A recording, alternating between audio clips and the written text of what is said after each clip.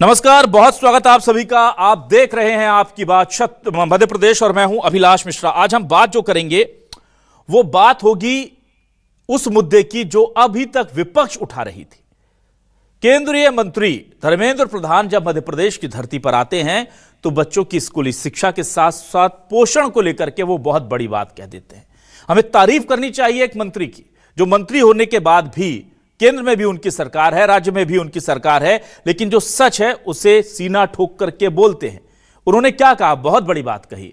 उन्होंने कहा कि यहां जितने बच्चे, उनमें से 50 लाख से ज्यादा बच्चों ने 5वीं कक्षा तक आते आते सेब फल यानी कि एप्पल को कभी खाया नहीं होगा। देखा जरूर होगा दुकानों पर रखा हुआ, पर उनके लिए वो उनकी पहुंच से बाहर है। मतलब वो इतने गरीब हैं कि उन्होंने कभी उस एप्पल को खाया नहीं होगा। अंजीर के लिए वो कहते हैं कि 10वीं तक शायद किसी बच्चे ने चखा ना हो कि ये ड्राई फ्रूट इतना महंगा होता है कि 10वीं क्लास तक आते आते कोई बच्चा चख भी ना पाए कि अंजीर कैसा होता है। ये बात वो कह रहे थे। इससे पहले कांग्रेस ने बड़े आरोप पहले भी लगाए थे। तुरंत मौका मिलते ही जीतू पटवारी ने हमला बोल दिया और कहा कि मध्य प्रदेश की हालत बहुत खराब है। आपको बता दें कि विधानसभा का सत्र अभी खत्म हुआ है, शीतकालीन सत्र, और उसमें कहा गया है कि करीब 32,000 से ज्यादा यानी 8,500 स्कूल ऐसे हैं मध्य प्रदेश के अंदर जो केवल एक शिक्षक के भरोसे चल रहे हैं। लाखों बच्चे ऐसे हैं जिन्होंने पिछले 10 सालों में सरकारी स्कूल छोड़ दिया, और 32 बल्कि ज्यादा 64,000 के आसपास, या मैं आंकड़ा आपको बताऊंगा एग्जैक्ट, पर हजारों की संख्या में शिक्षक जो हैं वो भी स्कूल छोड़कर सरकारी चले गए या रिटायर हो गए, कमी आई है उनकी। तो स्कूल शिक्षा की व्यवस्था और साथ ही साथ कुपोषण, ये दो मुद्दे क्लब हो रहे हैं। और बड़ी बात यह है कि इस बार सरकार के विरोधी के साथ साथ उनके अपने भी स्वीकार कर रहे हैं कि यह बड़ी चुनौती है। इसी मुद्दे पर आज करते हैं आपकी बात।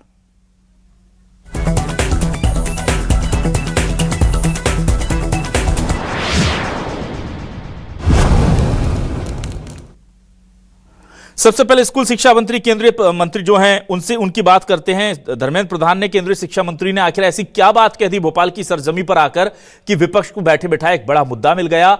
और मैं अगर कहूं तो यह बहुत साफगोई से दिया गया बयान है, इसमें कोई सियासत नहीं देखी जानी चाहिए। पर क्या कहा है उन्होंने, पहले यह सुनिए। मैं मध्य प्रदेश के जो 1,50,00,000 स्कूल बच्चे पढ़ते हैं ना, मैं जिम्मेदारी के साथ कहता हूं, मीडिया के सामने कहता हूं, 50 लाख बच्चे ऐसे होंगे जो 5वीं क्लास तक आपुल क्या नहीं दिखे होंगे। दिखे होंगे तो बाजार में दिखे होंगे, खाने का उनको सौभाग्य नहीं है। अंजीर तो उनकी जिंदगी में शायद 10वीं के बाद आया तो आया, नहीं तो नहीं। एक ग्लास दूध पीना अनेकों की नसीब में प्रारंभिक, जब उसको चाहिए तब नहीं है। मित्र, इसको बनाएगा कौन, करेगा कौन? ये मेरे मित्र रामेश्वर शर्मा जी बड़ा बड़ा भंडारे लगाते हैं, हिंदू नेता है हमारा। मैं उनको निवेदन करूंगा, भंडारे के लिए बहुत लोग, रामेश्वर जी कम से कम इस बार आप लगाओ। आपकी कंस्टिट्यूंसी में कम से कम आज जैसे और गुरु नानक जैसे व्यक्तियों की दायित्व में कम से कम आपकी कंस्टिट्यूंसी में कम से कम हफ्ते में एक बार एक ही बच्चे को 1 पीस अंजीर मिल जाए, 2 पीस काजू मिल जाए, 1 लड्डू मिल जाए, बेसन का लड्डू मिल जाए, शायद उसमें जो उसकी न्यूट्रिशनल इंपैक्ट उसके मन में आएगा, शायद उसमें से फिर कोई अब्दुल कलाम निकल सकता है। देखिए कितनी अच्छी बात कही और बहुत साफगोई से कही। 50 लाख बच्चे ऐसे होंगे जिन्होंने सेब फल नहीं खाया होगा, अंजूर नहीं खाया होगा, और साथ ही साथ सीख भी दे गए रामेश्वर शर्मा जैसे नेताओं को कि आप इतने सारे भंडारे कराते हैं पर आप इन जरूरतमंदों बच्चों के लिए कुछ कराइए। यह होता है एक अच्छा नेता। अपनी पार्टी को इससे नुकसान होगा, फायदा होगा नहीं, जो सच है वो सच बोल करके गए। अब इस पर जाहिर सी बात है कि कांग्रेस को मौका मिलना था। कांग्रेस ये बात पहले से कह रही थी। जीतू पटवारी तथ्यों के साथ, तर्कों के साथ हमलावर हो गए। डिप्टी सीएम राजेंद्र शुक्ल ने पलटवार किया है। दोनों के बयान सुनिए। साधुवाद देता हूं धर्मेंद्र प्रधान जी को। देश के शिक्षा विभाग की समीक्षा को लेकर एक संगोष्ठी में या एक तरह उन्होंने कहा कि 50 लाख बच्चे मध्य प्रदेश के, एप्पल नहीं देखा उन्होंने, एप्पल सेब थैले पे देखा है पर खाया नहीं, घर में नहीं आया। उन्होंने कहा अंजीर क्या होता है पता ही नहीं बच्चों को। 1 गिलास दूध मिल जाए तो उससे सौभाग्य तो कुछ हो ही नहीं सकता है। मतलब दूध भी 1 गिलास 50 लाख बच्चों को नहीं मिलता। 60 लाख बच्चे कम हो रहे हैं। बजट 7,000 करोड़ से 37,000 करोड़ रुपए हुआ। चाहे एजुकेशन का हो, चाहे कुपोषण का हो, हर क्षेत्र में हमारी सरकार स्थितियों को बेहतर करने में कोई कसर छोड़ नहीं रही है। प्रदेश अध्यक्ष कांग्रेस के, उनका तो आरोप लगाने के लिए आरोप लगाते ज़रूर हैं, लेकिन वो भी ये समझ रहे हैं, क्या इस बात से कोई इनकार कर सकता है कि जो मातृ मृत्यु दर और शिशु मृत्यु दर थी वो 175 से अब 142 पे आ गई है। जो हमारी शिशु मृत्यु दर थी तो वो 50 से ऊपर थी, वो 37 में आ गई है। तो कुल मिला के हमने जो प्रयास किए, जो अधोसंरचना बनाई, जो व्यवस्थाएं शुरू की हैं, उसके कारण हम सुधार की दिशा में आगे बढ़ रहे हैं। और आइए देखते हैं आज के सवाल क्या है। सवाल आपके सामने लेकर आ रहे हैं, ये रहे हमारे सवाल आपके सामने। एमपी में पोषण और स्कूल शिक्षा बेहाल, विपक्ष के बाद अब अपने भी उठा रहे सवाल। 50 लाख छात्र 5वीं तक सेब नहीं चख पाते, पोषण के मामले में भी ये तमगा जाएगा किसके खाते? 10 साल में हजारों शिक्षक, 54 लाख बच्चे हुए कम, 32,000 स्कूलों को क्यों करना पड़ा बंद? एमपी में स्कूल और कुपोषण पर सबसे बड़ा खुलासा, सरकारी स्कूल मिड डे मील में कब सुधार होगा? चाहे वो सुपोषण के लिए दिया जाने वाला अनाज हो या मिड डे मील, जिसकी प्राथमिकता यही थी, उद्देश्य यही था कि बच्चे स्वस्थ होंगे और स्कूलों में उनकी अटेंडेंस बढ़ेगी। हमारे साथ कुछ खास मेहमान जुड़ रहे हैं, सीधे रुक कर लेता हूं। बीजेपी से वरिष्ठ नेता प्रवक्ता अजय धवले जी जुड़ रहे हैं, बहुत स्वागत है उनका। कांग्रेस से वरिष्ठ नेता प्रवक्ता अमित तावरे जी जुड़ रहे हैं, प्रदेश प्रवक्ता, उनका भी बहुत स्वागत करता हूं। रिटायर्ड प्रिंसिपल और शिक्षाविद एमके जैन साहब हमारे साथ जुड़ रहे हैं, उनका भी स्वागत है। और वरिष्ठ पत्रकार के तौर पर प्रेम कुमार जी दिल्ली से हमारे साथ जुड़ रहे हैं, उनका भी बहुत स्वागत करता हूं। सबसे पहले अमित जी आपके पास आता हूं। अमित जी देखिए, केंद्रीय मंत्री आते हैं मध्य प्रदेश की धरती पर खड़े होकर के 50 लाख बच्चों को सेब 5वीं तक खाने को नहीं मिलता, बड़ी बात कहते हैं, क्योंकि इसी मध्य प्रदेश की धरती पर मिड डे मील के नाम पर मोटा बजट निकल कर जाता है, जिसमें फल दिए जाते हैं और जितनी मेरी जानकारी है उसमें केला, सेब, अंगूर, इस तरह के फल देने की व्यवस्थाएं बनाई गई हैं। किस पर कटाक्ष था ये और क्या समझे हम इसे?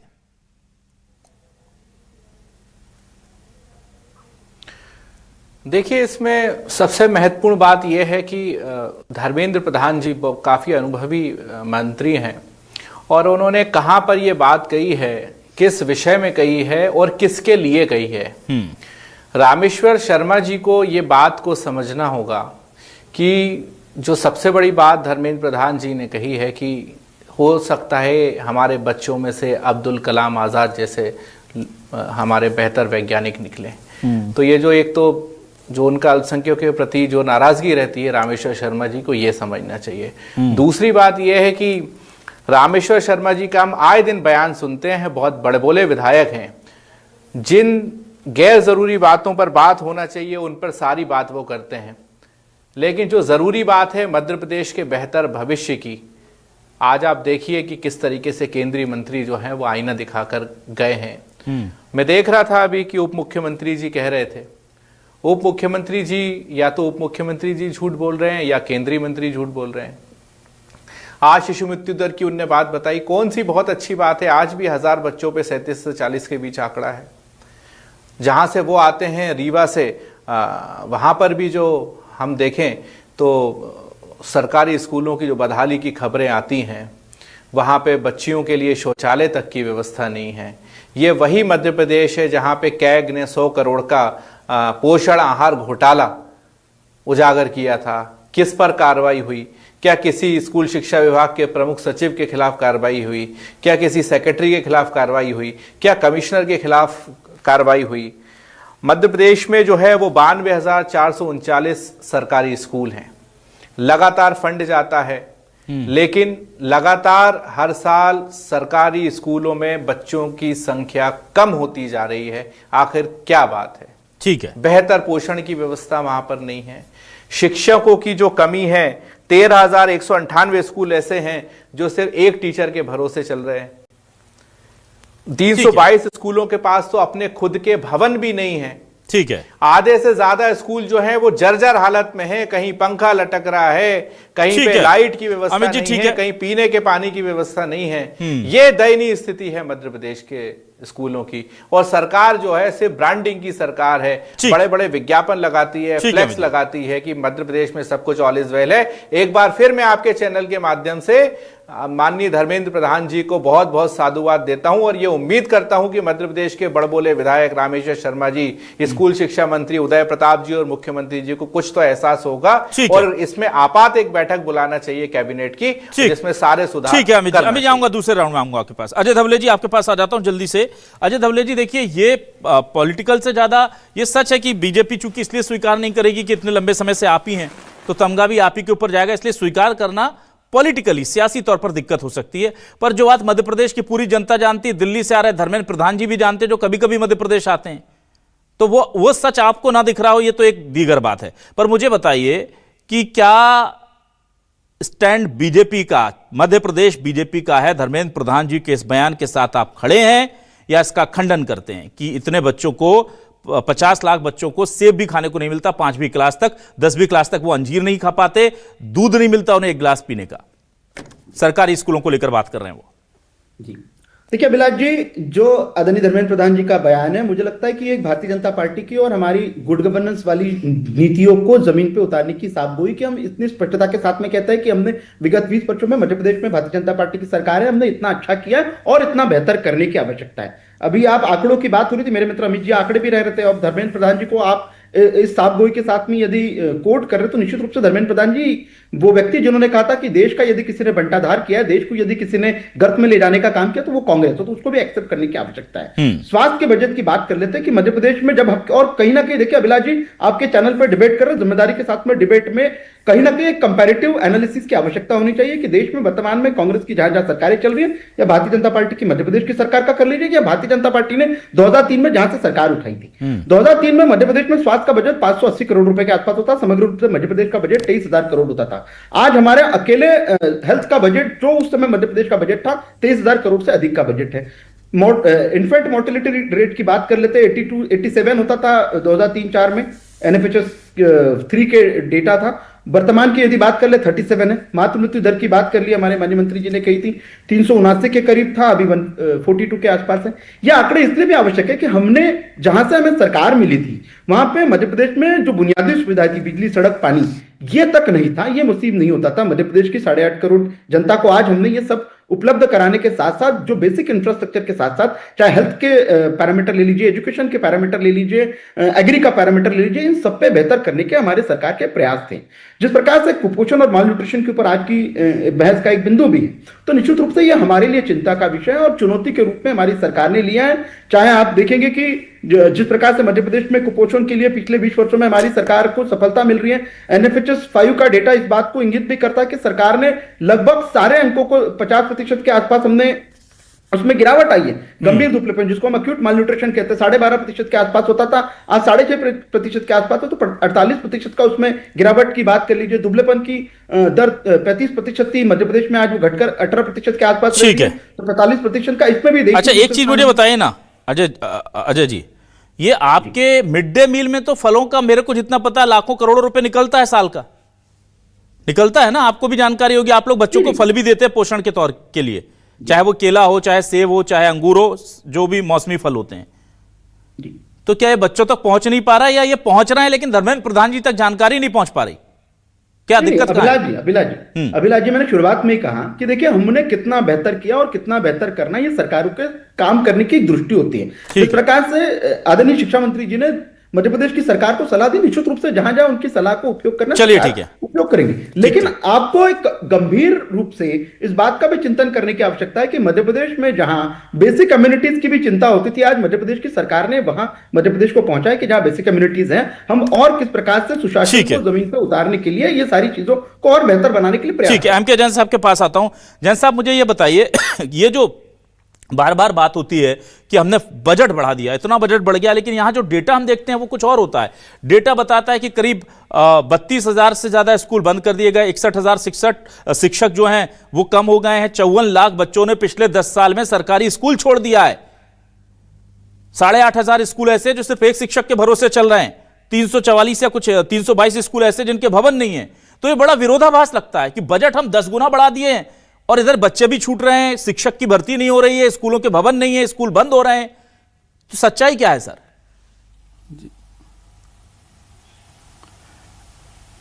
ऐसा सच्चाई तो यही है कि स्कूल तो कुछ मर्ज कर दिए गए हैं, क्योंकि वहाँ पे बच्चों की संख्या कम है और कम होने की वजह से क्या टीचर्स भी स्पेयर में हो जाते हैं और उनको दूसरे स्कूलों में हम शिफ्ट कर देती है हमारी शिक्षा विभाग जो है। ठीक है। तो जहाँ बच्चे कम हो रहे हैं तो वहाँ निश्चित तौर पे टीचर्स का जाना न जाना एक बराबर है। और बच्चों की जहाँ तक संख्या की बात है, वो जो है ज़्यादातर बच्चे मतलब ग्रामीण क्षेत्र के बच्चे हैं और कई बच्चे ऐसे हैं जो कि उनके मम्मी पापा उनको भेजते नहीं विद्यालय में, लेकिन उनके नाम दर्ज करा देते हैं लेकिन भेजते नहीं कई बार। तो इस तरह से क्या है, संख्या कम हो रही है, पर उस पर भी हमारी जो शिक्षा विभाग है वो पूरी तरह से ध्यान दे रहा है और उसको भी मैनेज करने का प्रयास कर रहा है। इसीलिए जो है अब की बार टीचर्स जो बच्चों की अटेंडेंस वगैरह है वो सारे बिल्कुल ऑनलाइन करने का चल रहा है हमारे यहाँ पे शिक्षा विभाग की तरफ से। ठीक है। तो निश्चित तौर पे संख्या कम हो रही है, ये जो कि एक्चुअल स्थिति अब धीरे धीरे आ जाएगी। और कुपोषण या मिड डे मील में गड़बड़ी जो है उसका जो आरोप लग रहा है वो कितना सही है? प्रिंसिपल साहब मुझे बताइए, जो पैसा मिलता है क्या उससे बच्चों का अच्छा बेहतर स्वास्थ्य हो सकता है? क्योंकि हम तो देखते हैं हर दूसरे दिन खबर आती है कि दाल पानी है, या तो उसमें मेंढक पड़ा या छिपकली पड़ी हुई है और फल मिलते नहीं है। बच्चे बताते हैं, जब भी आप रियलिटी टेस्ट कर लीजिए गाँव में जाकर कि लास्ट फल कब मिले थे, पनीर कब मिला था, वो मिल नहीं पाता। नहीं, फल वगैरह हमारे यहाँ बच्चों को वीकली मिलते हैं, बिल्कुल मिलते हैं फल, निश्चित तौर पे मिलते हैं। ठीक है। और लेकिन यहाँ तक जो कभी कभी इस तरह की जो घटनाएं घट जाती हैं किसी अपरिहार्य कारणों से, या जहाँ से मिड डे मील बन के आता है वहाँ पर किसी देख रेख की वजह से ऐसा हो जाता है।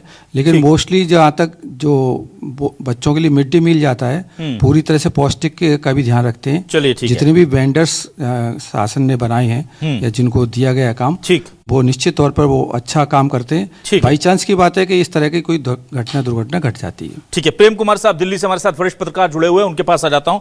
प्रेम कुमार जी, मैं आपसे ये जानना चाहूंगा कि ये धर्मेंद्र प्रधान जी का ये बयान भोपाल में खड़े होकर के इस तरह से देना अपनी सरकार को सचेत करना था, या स्कूल शिक्षा विभाग? देखिए, मैं बिल्कुल खुल के कहता हूं, इस बात में मैं बिल्कुल मानता हूं कि मध्य प्रदेश में अगर सबसे ज्यादा शर्मिंदगी बीजेपी को किन्हीं विभागों से हो रही तो उसमें एक स्कूल शिक्षा विभाग प्रमुख तौर पर शामिल है, क्योंकि वो जहां जहां उसके हम देखते हैं खबरें आती हैं बिल्कुल शर्म से झुक जाता है। तो क्या या ऊपर तक ये चीज पहुंची है कि वार्न करना है, वहां व्यवस्थाएं ठीक नहीं है? सीएम साहब समीक्षा भी कर रहे हैं खजुराहो में बैठ करके तमाम विभागों की। क्या चल रहा है? ये इसका मैसेज कन्वे करने का पीछे का उद्देश्य क्या लग रहा है आपको? देखिए अभिलाष जी, केंद्रीय मंत्री बहुत अनुभवी हैं अशोक प्रधान जी। एजुकेशन में भी लंबा समय उन्होंने देखा है मंत्रालय, और जो कुछ बात बोल रहे हैं उसकी जो पृष्ठभूमि है वो हालांकि प्रेरणा देने वाली है, सुधारने की दिशा में है, लेकिन वो प्रेरणा किसको दे रहे हैं, किसको प्रेरित कर रहे हैं? वो कह रहे हैं अपने लोगों से जो हिंदुत्व के झंडा बरदार हैं, जो उनकी पार्टी के लोग हैं, वो जो भंडारा कराते हैं वो भंडारा न करा के ये पौष्टिक आहार उपलब्ध कराएं। तो ये सीख किसको है? तो यहां पर एक चिंता की बात आती है कि केंद्र सरकार के मंत्री अपनी डबल इंजन वाली सरकार के लिए, भाई दोनों में से किसी सरकार को वो उनकी सीख नहीं है। उनकी सीख किसको है? जो उनकी पार्टी के शुभचिंतक हैं या जो सामाजिक कार्य करते हैं उनके लिए सीख है। तो ऐसा क्यों है? तब जबकि हम देख रहे हैं कि पौष्टिकता को ले लीजिए, ह्यूमन इंडेक्स को ले लीजिए, हर पैमाने पर मध्य प्रदेश की स्थिति बहुत खराब है। और स्कूल से बच्चे अगर कम हो रहे हैं और इसलिए स्कूल बंद हो रहे हैं, तो क्या मध्य प्रदेश की जनसंख्या में गिरावट आ गई है? क्या बच्चे कम पैदा होने लगे हैं? क्या बच्चे ने स्कूल जाना क्यों कम किया है? भाई ये तो समझने का विषय, चिंता का विषय है कि भाई स्कूल में बच्चे नहीं जा रहे इसलिए टीचर को एकोमोडेट करके स्कूल मर्ज कर रहे हैं। टोटलिटी में स्कूलों की संख्या कम हो रही है, बच्चे जबकि बढ़ रहे हैं, वास्तविकता ये, जनसंख्या बढ़ रही है, वास्तविकता ये है। तो ये एक ऐसी चिंता की ओर इशारा करता है जिसमें वो जाने अनजाने एक तरह से बिना कहे हुए भी अपनी ही सरकार को वो सवालों के कटघरे में खड़ा कर रहे हैं। हालांकि नाम वो अपनी सरकार का नहीं ले रहे हैं, न तो केंद्र का न तो स्टेट गवर्नमेंट का। जी चलिए, मैं जल्दी से वापस आता हूं अमित जी आपके पास। अमित जी, मुझे एक चीज यहां पर ये बात आपसे मैं जरूर जानना चाहूंगा। देखिए, धीरे धीरे ही सही, हमने कुपोषण का जो बहुत बड़ा कलंक था, श्योपुर शहरी आदिवासी, हम सुनते थे कि हर दूसरे तीसरे दिन वहां खबर आती थी कि किसी बच्चे ने कुपोषण के चलते दम तोड़ दिया। हाँ, स्पीड बहुत स्लो है। प्रायोरिटी जब इतने सालों से डबल इंजन की सरकार प्रदेश में है तो ये दाग हट जाना था, अभी तक हट नहीं पाया। पर हाँ, धीरे धीरे ही सही, पॉजिटिव तो थोड़ा हो रहा है। एक तो ये चीज है। दूसरा, स्कूल शिक्षा विभाग को लेकर के बहुत सारी चीजें सामने आ रही हैं। क्या वजह है कि उनके जो स्कूल शिक्षा मंत्री है वो बिल्कुल आराम से रहते हैं, उनको कोई फर्क नहीं पड़ता, ना उनकी जवाबदेही जो है वो जनता के प्रति बनती है, राव उदय प्रताप जी, ना उनकी जवाबदेही जो है वो मीडिया के प्रति बनती, मीडिया से कह देते हैं हम बात नहीं करेंगे। अभी हाल ही में आरटीओ विभाग, चूंकि परिवहन मंत्रालय भी वो संभालते हैं, तो वहां पर दलाली करते कुछ लोगों की रिकॉर्डिंग करते वक्त हमारे रिपोर्टर ने उनको कैद कर लिया कैमरे में, दलालों ने हमला कर दिया। और जब मैंने मंत्री जी को फोन लगाया, क्योंकि उन्होंने उससे कुछ दिन पहले बयान दिया था कि आपके पास कोई सबूत है तो ले आइए, मैं कार्रवाई कर दूंगा, तो मैंने कहा मंत्री जी हमारे ऊपर हमला हुआ है और हमारे पास सबूत है कि वहां दलाली चल रही थी, जो काम आरटीओ के अधिकारी को करना चाहिए वो टेस्ट दलाल ले रहे थे, मैं सबूत भेज दूं, आप कार्रवाई करेंगे? तो कहते हैं आपके पास सबूत है? तो मैंने कहा हाँ है। तो कहते तो जाके पुलिस को दे दो। तो मतलब उन्हें कोई डर नहीं, वो खुला चल रहे हैं बिल्कुल। क्या वजह है कि ऐसे मंत्रालय या ऐसे मंत्री जो इस कदर प्रदेश को नीचा दिखा रहे हैं कि मीडिया, विपक्ष, आम जनता और अब खुद उनके ही केंद्रीय मंत्री आकर के उन्हें सीख देके जा रहे हैं, कोई फर्क नहीं पड़ रहा?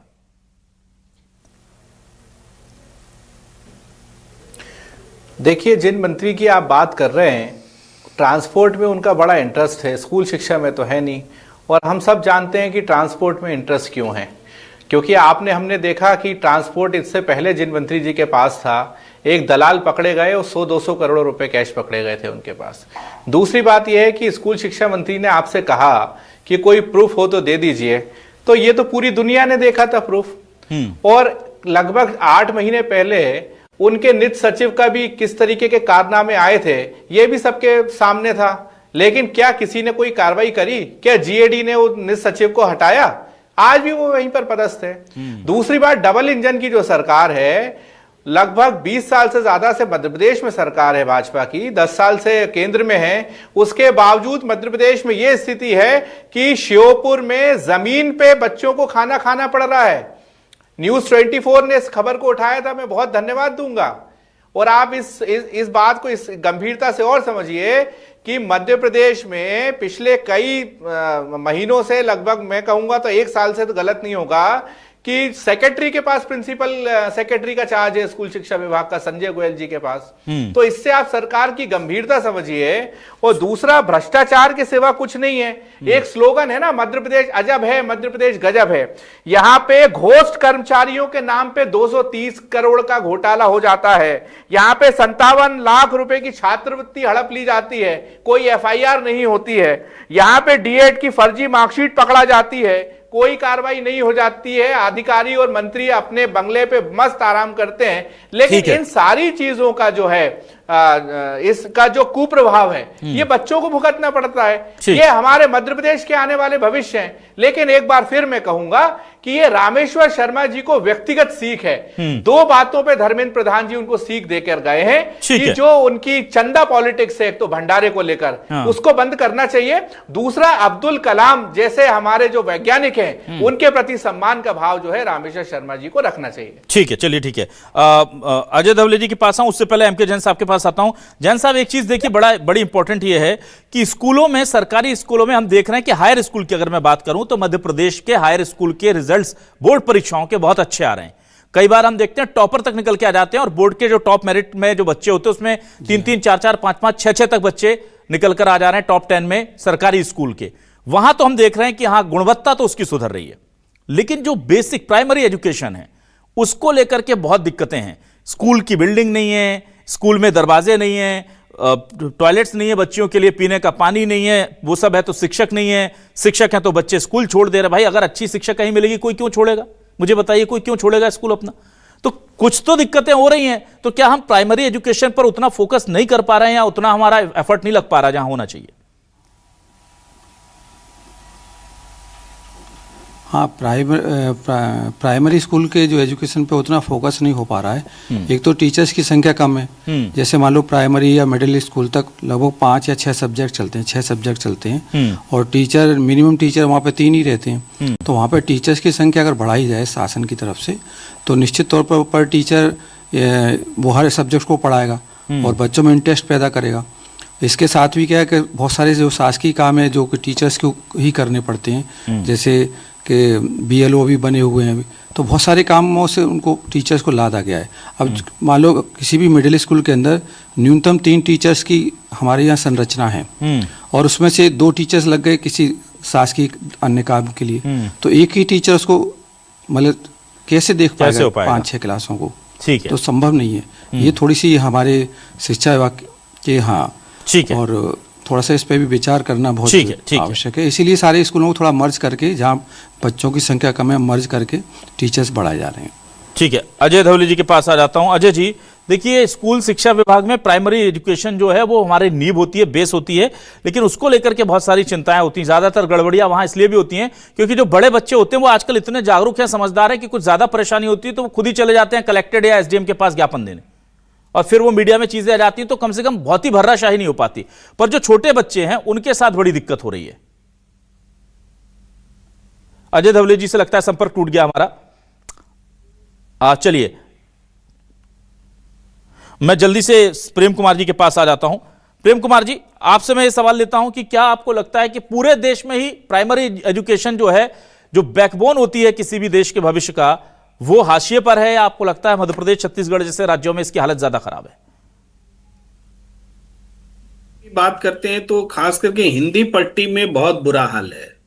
जो बीमारू कहा जाता था एजुकेशन के क्षेत्र में, आज भी बीमारू ही बना हुआ है। और स्कूलों की संख्या उत्तर प्रदेश में भी घटी है, बंद हुए हैं बड़ी संख्या में। मध्य प्रदेश से भी वही वैसे ही आंकड़े हैं, और बिहार में भी वही स्थिति है।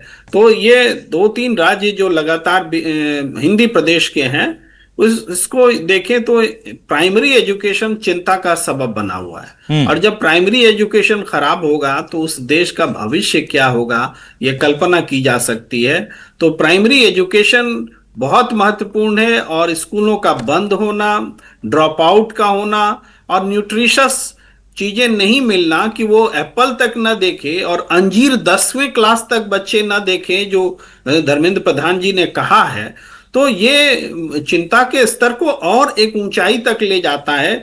ये बातें वाद विवाद से ज्यादा एक्शन पर आए। धर्मेंद्र प्रधान जी इसका एक रोड मैप लेकर आए कि केंद्र सरकार और राज्य सरकार मिलकर के इसको सॉर्ट आउट करें। ये किसी NGO के से हल होने वाली समस्या नहीं है, इस तरह से इसको देखना पड़ेगा। जी बिल्कुल, जाहिर सी बात है। फाइनल कमेंट में जल्दी से अजय धवले जी से ले लेता हूं। अजय जी, देखिए पॉलिटिक्स अपनी जगह है, लेकिन हमको पता है कि मिड डे मील की स्थिति क्या होती है। अभी बड़वानी की तस्वीर में दिखा रहा था, उस दाल को आप देख लेंगे तो आपको लगेगा कि इससे अच्छा तो ना ही दे बच्चों को। मेंढक निकल आया, मान सकता हूं कि चलिए किसी ने स्वास्थ्य सफाई का ध्यान नहीं रखा हो, पर ज्यादातर स्कूलों में यह स्थिति रहती है। और जो बजट है, कांग्रेस का आरोप है कि बच्चों के मिड डे मील हो या गायों को मिलने वाला प्रतिदिन का चारा इतना कम कर रखा है सरकार ने कि वो पॉसिबल ही नहीं है, फीजेबल ही नहीं है। वो केवल आपके गणित से वो कहते हैं हो सकता है, जिसमें आप 8.2 की बढ़ोतरी दिखाते हैं अर्थव्यवस्था में, और फिर रुपए को अवमूल्यन दिखता है 90 से ऊपर, और ये दोनों कॉन्ट्रोडिक्शन है, आम आदमी के समझ में नहीं आते। तो वो कहता है ये बीजेपी, ये गणित बीजेपी ही समझ सकती है भाई बस। अभिलाष जी, ये जो गणित है मध्य प्रदेश की जनता भी समझती है। जिस कार्यक्रम में आप आदरणीय धर्मेंद्र प्रधान जी के स्टेटमेंट को हम लोग अभी कोट करके उनके उसकी चर्चा कर रहे हैं, निश्चित रूप से उसमें उन्होंने ये भी कहा कि मध्य प्रदेश देश का वो पहला राज्य है जिसने NEP के चरणबद्ध तरीके से लागू करने के लिए, चाहे फाउंडेशन लिटरेसी की बात करें, न्यूमेरिसी की बात करें, और प्रारंभिक बाल्यावस्था में शिक्षा पर विशेष बल देने के लिए NEP को लागू किया। तो कहीं ना कहीं हमारी सरकारों ने सार्थक प्रयास किए हैं। निश्चित रूप से एक इंटेंशन बहुत अच्छा है, और जमीन पे, धरातल पे इन चीजों को उतारना सरकार का प्रयास है। हमने शुरुआत वहां से की थी, और मैंने शुरुआत में कहा कि इतना अच्छा किया है और बेहतर करना है। जिस प्रकार से माननीय मंत्री जी ने आज स्पष्टता के साथ में कहा कि हमारे लिए चाहे एजुकेशन का विषय ले लीजिए या माल न्यूट्रिशन का विषय लीजिए, हमारे लिए चुनौतियां, उन चुनौतियों को हम किस प्रकार से इसमें बेहतर कर पाए, हम आंकड़ों के साथ में उत्तर देंगे और आने वाली मध्य प्रदेश की जनरेशन ये हम लोगों को जज करेगी हमारे किए हुए कामों से। तो मुझे लगता है कि कहीं ना कहीं के कुछ सिलेक्टिव यदि आप आउटरीच के ऊपर यदि हमसे प्रश्न चिन्ह पूछा जाए तो मुझे लगता है 20 वर्षों में हमारी सरकार ने जो अच्छे काम किए वो भी नजरअंदाज हो जाएंगे। आपने बहुत अच्छे से बताया कि किस प्रकार से हायर एजुकेशन में मध्य प्रदेश का जो हमारा सरकारी महकमा है वो कितना अच्छा काम कर रहा है। जहां आप अच्छा काम करेंगे अच्छा बोलेंगे सर अजय जी, बिल्कुल हम बोलेंगे। यूडीएस का अभिलाष जी, एक यूडीएस होता है, unified district information system for educational plus, उसका हाल ही में एक रिपोर्ट आया था तो उसने देश के विभिन्न राज्य सरकारों के कंपैरेटिव एनालिसिस किए थे। मध्य प्रदेश में भी जो टीचर शिक्षक जो स्टूडेंट टीचर रेशियो था उसके ऊपर भी कमेंट है, लेकिन हमारी सरकार ने चाहे अभी 18,650 से अधिक शिक्षकों की भर्ती हो या हमारे अतिथि शिक्षकों के माध्यम से हमारे स्कूलों को किस प्रकार से हम चलायमान रख सके इसके लिए सरकार ने काम किया है। कहीं ना कहीं सरकारों को एक समय लगता है व्यवस्थित सिस्टम को बनाने के लिए। अजय धवले जी, आप लोग ये नहीं बोल सकते, धवले जी आप लोग ये नहीं बोल सकते कि समय लगता है।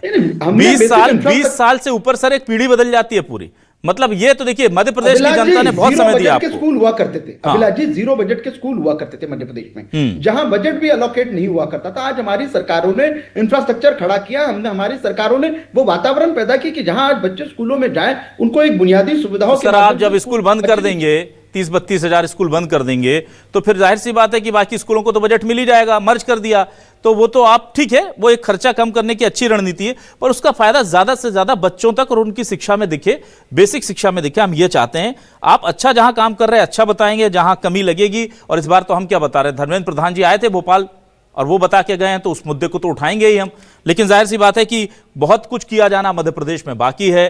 प्रेम कुमार जी बोल रहे हैं कि पूरे देश में हालात कमोबेश यही है, खासतौर से हिंदी पट्टी के, क्योंकि साउथ में हम देखते हैं कि वहां पर बेसिक स्कूल शिक्षा जो है बहुत सुदृढ़ है, मजबूत है और वहां का एक पूरा का पूरा स्ट्रक्चर बना हुआ है, इंफ्रास्ट्रक्चर। मध्य प्रदेश हो, राजस्थान हो, बिहार हो, यूपी हो, छत्तीसगढ़ हो, यहां बहुत कुछ किया जाना बाकी है। सरकारें माने या ना माने ये सच्चाई सब जानते हैं। बहुत शुक्रिया अजय जी, अमित तावरे जी, एम के जैन साहब, प्रेम कुमार साहब, हमें वक्त देने के लिए आपका बहुत शुक्रिया। नमस्कार।